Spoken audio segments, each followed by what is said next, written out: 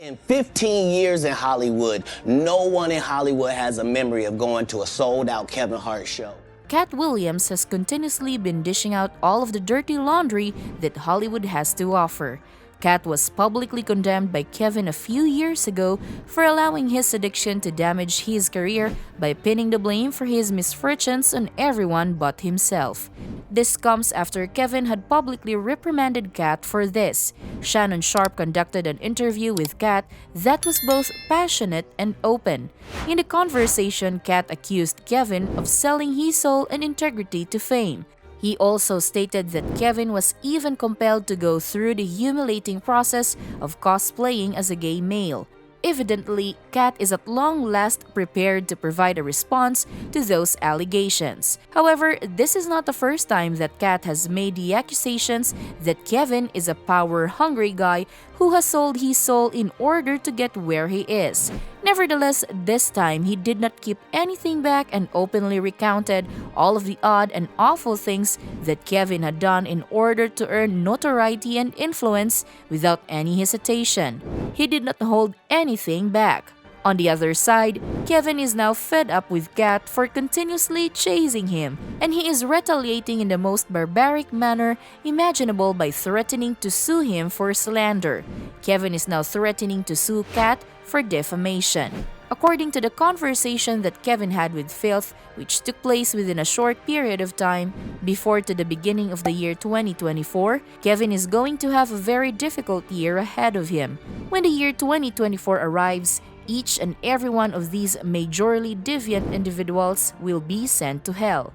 Absolutely everyone has a shot at winning, regardless of who conducted the act or who you are. Any and all lies will be exposed, whether it be TG, Jakes, or any of them. This is true regardless of who perpetrated the deed. Exactly that is it. And every single person who has a negative reaction to that is conscious of the reasons why they have such a terrible reaction to it.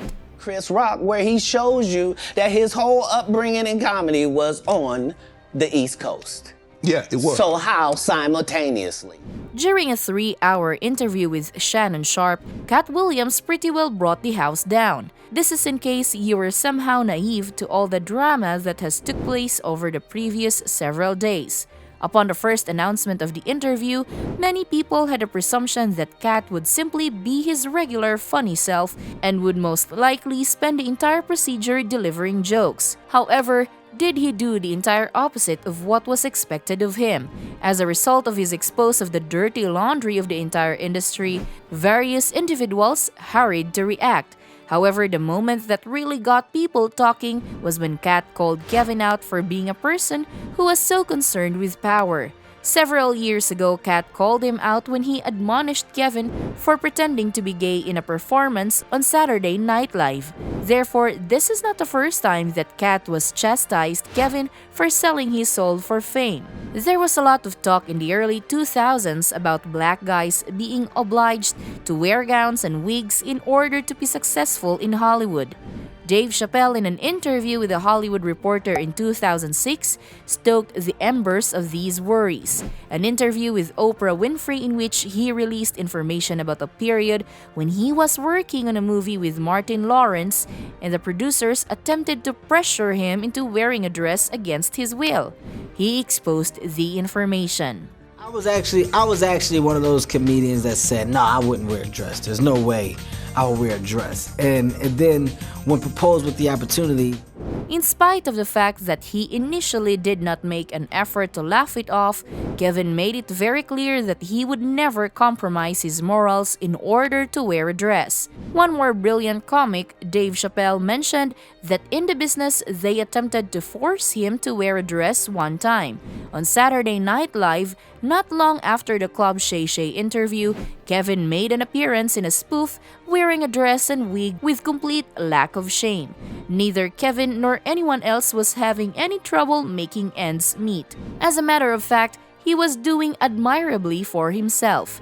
Then again, this Saturday Night Live spoof, his career took off and he was cast in even more significant films. It is quite probable that he was never averse to wearing that outfit in the first place, and that this was probably within his own personal limitations. there is a considerable possibility that this was the case. Many people, on the other hand, believe that he did it in order to appease the most powerful people in the industry because he wanted to increase his popularity and influence with them.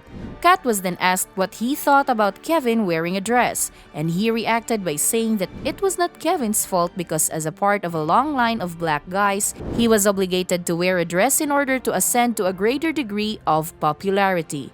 This was in response to the question of what he felt about Kevin wearing a dress during the event. In response, Katt stated that Kevin was not to blame for the situation.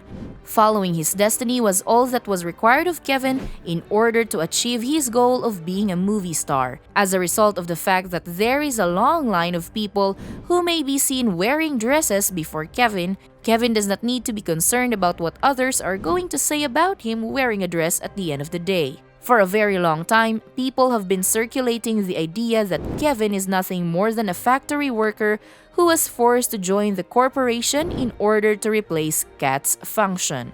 This idea has been around for quite some time now. The conversation with Katt only served to enhance the worries that were already present. However, for a very long time, people have held the opinion that Kevin is nothing more than a plant from the business who was coerced into joining the organization in order to fill Katt's job. After the full Saturday Night Live sketch, these suspicions were even more intense. This is because at the same time that Kevin's career in Hollywood was beginning to take off, the media started to smear Katt's reputation by asserting that he was an addict. This assertion was later refuted by Katt in a violent outburst in the year 2016. Following this, Katt left social media for a while, but when he came back in 2018, he had even more to say. He accused Tiffany Haddish of being a power-hungry slave in an industrial plant. Despite the fact that Katt neglected to bring up Kevin during the interview, Kevin became agitated and chose to confront Katt when he and Tiffany were guests on The Breakfast Club. Kevin labeled Katt a failure, stating that the reason that Katt ain't where he needs to be in his career is because he chose to be crackhead instead of focusing on his career. I'm still here, so no matter what you think about me, I'm still winning. It seems that Once Katt disclosed that Kevin had sold his soul for fame and power, Kevin remained silent on social media until a few days ago. This was in response to the back and forth that had occurred between the two of them. Katt asserts that Kevin had made a deal with a number of influential people in the industry to assist him in getting his Hollywood career off the ground. Tiffany has only been seen at the Lab Factory in the 15 years that she has been working in Hollywood.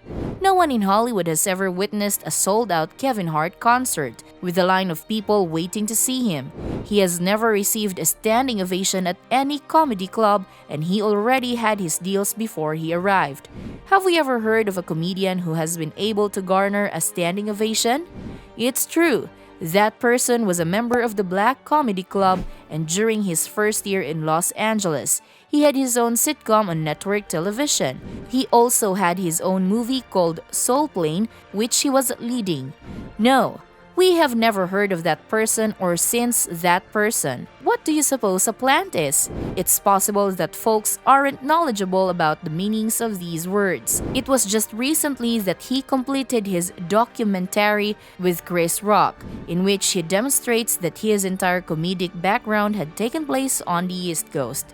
As a result, Katt was basically putting it all out there that he believes there is no way Kevin could have been able to ascend up in Hollywood so quickly without the assistance of the white elites fueling his career. Additionally, he made it abundantly apparent that in contrast to Kevin, he has never accepted any payments from higher-ups in the sector in exchange for being silent about particular situations. After then, Katt recalled the moment when he was discriminated against because he declined to take part in a scene in the film Friday After Next.